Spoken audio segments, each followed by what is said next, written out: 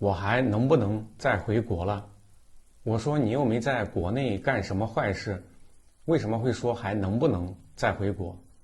难不成你出国的时候就带着问题走的？不然为什么说回不了国？他说不是，是因为在推特上发布了某些不该说的言论，所以才担心自己还能不能再回国的问题。他这么一说，我瞬间就懂了，感觉就跟有一种超能力一样，每个中国人应该都能在第一时间瞬间破译密码。我说也不是啊，没见你在推特上发过什么言论。他说不对，他还有一个推特小号，所有的话基本都在那个小号里面发的。我说那你把小号 ID 告诉我，我也想看看你到底发了什么内容。不看没感觉，这一看瞬间感觉头皮发麻。第二天我就跟他说，你发的这些东西搞不好回来就要坐牢，回不回国的问题，我建议你还真得深思熟虑一番。当天晚上我就开始思考，其实这种情况不是他一个人的顾虑，每一个中国人都有，哪怕是在国外，一样避免不了也会存在这种担忧。我自己也一样，一定会有莫名的担心跟恐惧。就拿做 YouTube 来说，别人一般是先做 YouTube， 然后再被核查，接着就可能是停更，或者是直接不做了。我是跟所有人都反着来，我是先被核查之后，再决定来做的 YouTube。所以很多人会问，你都已经被核查警告了，你还敢来做 YouTube？ 你就不怕下次直接把你抓进去？我的回答是我一身清白，无罪可治。如果真有那么一天，不用你亲自过来抓，你把地址发给我，我自己走进去。如果都因为害怕被抓而变得什么话也不敢说了，那这世界待着呢还有什么意思？难不成反向进化，回到钻木取火去吗？但敢说话和能说话也并不代表我会乱说瞎说。就像我明知道如果某些东西说了之后可能会因言获罪，那我也许就不会再说了。那假如看起来不是那么明显会因言获罪的话，那究竟是说还是不说呢？就像我前两天想做的一个话题，是关于政府在某种程度上其实知道这家企业是一个骗子公司，但还是会选择去帮助这家企业，而不是去帮助受害者。当我刚把链条梳理完毕，准备想一想内容结构的时候，就发现这个话题可能会很危险，因为它里面牵扯到的各方利益太多，基本上每一个行业都对应某一个具体的政府部门在帮助它，而这个政府部门和企业之间相互呢都知道对方是一个骗子，但还是会一起配合把戏演好。因为在配合的过程中，双方其实都赚到了大把的钱。我就怕把这些事儿说出来之后，会触动某些地方上的领导，根据事实的链条，他们还真脱不了关系。对于这种东西，你觉得是能说还是不能说？为什么说与不说有这么多的顾虑？因为因言获罪的执法模糊性，足以把所有人以任何理由、任何借口抓进去。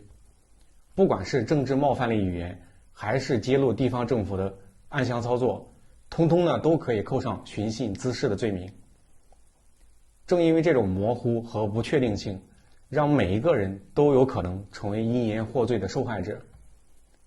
因为无论什么言论都有可能会冒犯到他们，或者说只要说了他们认为被冒犯的话，那就可以把你抓进去。有无数的例子，哪怕就是一些无关痛痒的话，比如说祖国没养你，是你妈养的你，然后就被行政拘留了10天。他说的难道有错吗？哪怕是完全不懂逻辑学的人，他也应该知道这句话但凡有一丁点错误，那么疑问马上就来了。他吃的饭是谁做的？他的衣服裤子学费是谁给的呢？既然这句话没有说错，那么为什么要抓他呢？用什么理由来抓他呢？还有一个相似的例子，阅兵有什么好看的？不就是走方阵、看飞机、坦克、大炮？同样也喜提了7天的行政拘留。他跟上面那一位在言论上有区别吗？没有区别啊。如果强行解释成不当言论，侮辱阅兵队伍，那什么又是正当的言论？怎么样说才能正确描述阅兵队伍的情形？是不是所有没有明示我国威武的言论都可以视为不当言论？那大家以后说话可要小心了，因为你不经意间说出的任意一句话都可能会被理解为不当言论。不论你说的是什么，有没有这层意思，说拘你就拘你。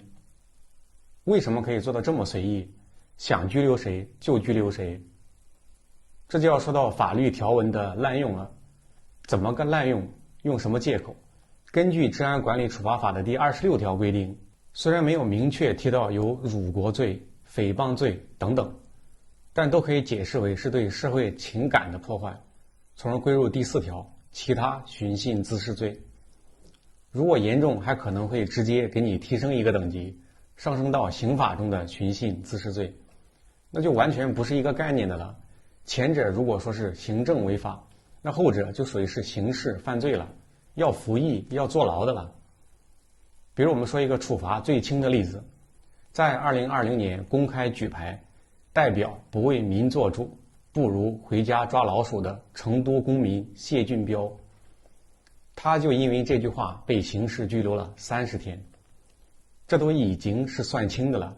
其他例子不是9个月就是1年的，那你说他牌子上写的话难道说的不对吗？代表肯定就是指两会期间的代表了，那么代表不为民做主，不如回家抓老鼠，有什么问题？你都不为民做主了，那还代表什么？这句话不仅没有任何问题，而且还说出了广大人民的心声，他怎么就涉嫌到违法了？要用得上刑事拘留？那是不是以后连百姓的心声都不敢轻易随便乱说了？因为不管说什么话，都可以用模糊的法律条款来强行给你扣一顶帽子。那么什么是模糊的法律条款？它又是怎么为言论审查提供法律依据的？中国人做什么事都讲究一个师出有名，不论干什么都一定要能找一个能够证明其合理性的正当理由。因言获罪也是如此，没有借口，没有由头，又怎么能给你定罪呢？虽然宪法中规定了有言论自由，但在宪法的第51条也说了，公民在行使自由和权利的时候，不得损害国家的、社会的、集体的利益和其他公民的合法的自由和权利。翻译下来是什么意思？就是我们有言论自由，但前提是不要做伤害国家和社会利益的事情。那什么叫做伤害国家和伤害社会利益的事情？因为条款本身没有明确的边界，所以执法部门可以完全根据自己的需要来决定哪些言论是需要被处理的，这就变得师出有名，合情合理，想压制什么言论就压制什么言论，能解释的空间和弹性也变得大多了。我们先来说第一个被用来广泛使用和打压言论的法律依据，寻衅滋事罪。这么说吧，就算托塔李天王把他的法器宝塔拿出来，在现代神器寻衅滋事面前也是不够看的。宝塔会发光，让妖魔失去抵抗能力，我们的神器也行。宝塔会放大，要多大有多大，想装什么就装什么，我们的神器照样可以。宝塔不仅能镇压妖魔，还附带封印和威慑的效果，我们的寻衅滋事罪不也是一样？这么一想，还感觉寻衅滋事罪的灵感是不是就来源于托塔李天王的宝塔？因为法律对于寻衅滋事罪的定义实在是太过广泛，广泛到几乎没有什么事是不能被寻衅滋事的。就好比现在讲的《西游记》，如果你说你没看过，那几乎100%就涉嫌寻衅滋事了。为什么？因为《西游记》是中国文学史上最重要的小说之一，中国人几代的集体记忆。你没看过，那不就说明你极大的伤害了民族感情，伤害了中华民族的这个精神。根据《治安管理法》的第26条规定，那肯定就涉嫌寻衅滋事了。因为执法的逻辑就是如此。什么是伤害民族感情？什么是伤害民族精神？在程序上谁能解释？这不就是欲加之罪，何患无辞吗？如果都把定义给你解释清楚了，那怎么还能叫模糊条款呢？模糊条款的精妙就在于裁量权完全归执法者说了算，他想抓你就有理由抓你。第二个也是被经常用来打击言论的罪名，侮辱、诽谤罪。这就看你骂的人具体是谁了。你如果是骂我，那一点事没有。通常来说，这条罪名下有着3条线。第一条线就是以官员为例，村长、县长、市长、省长都属于这一例。如果你要举报某个摊员、某个这个官员贪腐不作为，那么很有可能就被指控为诽谤罪。等下我们会讲到一个具体的例子。第二条线已故历史人物或者是历史事件，比如袁隆平院士和3年大饥荒事件，前者是不能批评，后者是只要说了就是造谣。这里只是给大家提供一个思路，更多事件呢，大家就自己去找吧。第3条线，当前的政策文件或公共事务，不管你要说政策制度不好，还是揭露某些东西，通通都属于造谣。参考疫情吹哨人李文亮医生，这里呢就不多说了。我们来讲一个比较知名，因为举报贪官被羁押345天，最后无罪释放的故事。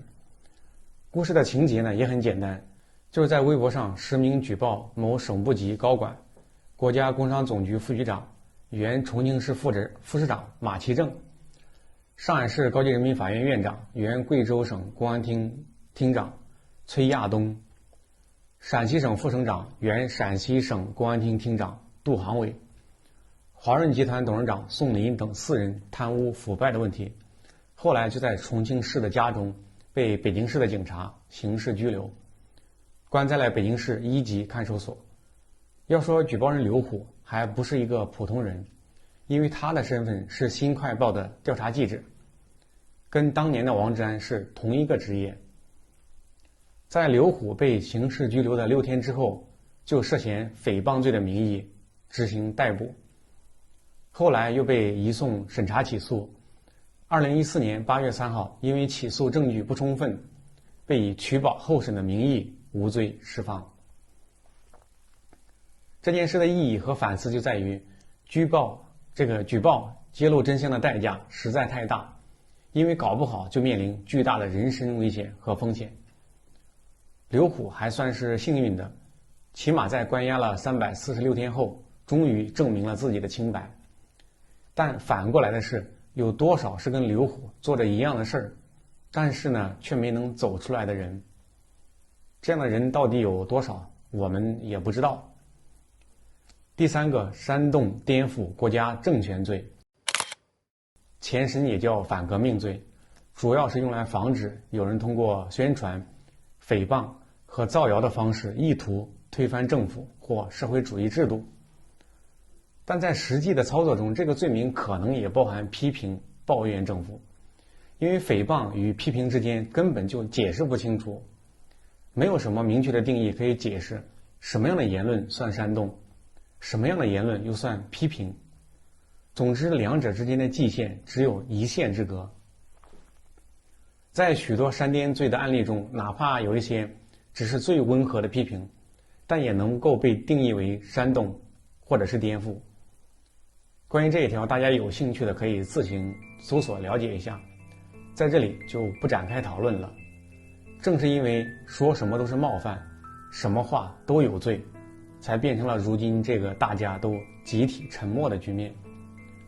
不仅是公开场合不能说、不敢说，在私下场合也不敢随心所欲地畅快表达。